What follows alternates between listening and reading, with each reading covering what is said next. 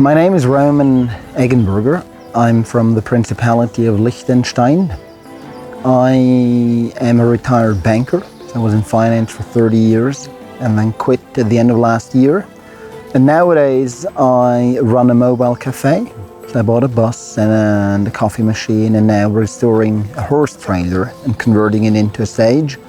And the idea is to create extraordinary experiences for the people in Liechtenstein. And the reason why I'm here is because I know someone in the organizing team, and he told me, Roman, this is for you, you need to come, and that's why I'm here.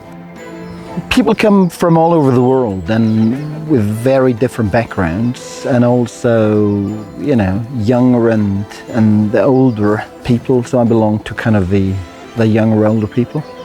And the amazing thing is how quickly people get into a community of trust without really kind of taking a lot of time to warm up. And that's something magical.